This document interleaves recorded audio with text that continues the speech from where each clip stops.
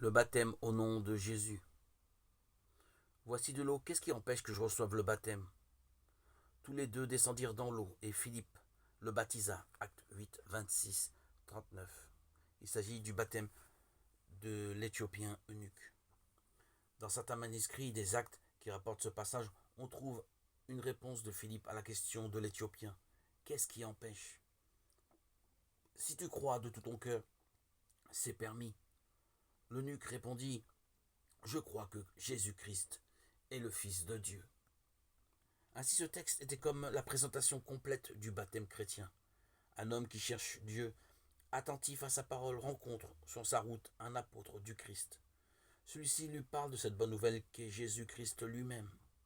Dieu parmi nous, homme accompli, sauveur par l'amour, vainqueur du mal et rené de la mort. La foi en Jésus-Christ naît dans le cœur de ce voyageur. Il veut être pris par ce Christ, uni à lui pour toujours. Il accepte et désire être saisi par l'Esprit de Dieu et du Christ. Le baptême est la célébration de cette rencontre. Plongé dans l'eau comme dans un bain purifiant et vivifiant, cet homme est renouvelé par l'Esprit Saint de Dieu, source de tout amour. Disparaissant dans l'eau comme Jésus englouti dans la mort. Et puis, réapparaissant à la lumière comme le Christ ressuscité à la vie éternelle. Cet homme est désormais marqué par le Christ. Il est prêt à vivre sa vie à la manière de Jésus-Christ. Confiance complète en Dieu, espérance d'une vie éternelle. Amour pour ceux qu'il rencontre. En d'autres textes des Actes, il y a mention du regret des fautes passées, du pardon de ses péchés, voir Actes 2, 38 et 22, 16. Quand Saül, le persécuteur, voit sur la route de Damas le Christ ressuscité lui apparaître, il reste 3 jours aveugle, prostré, sans manger ni boire.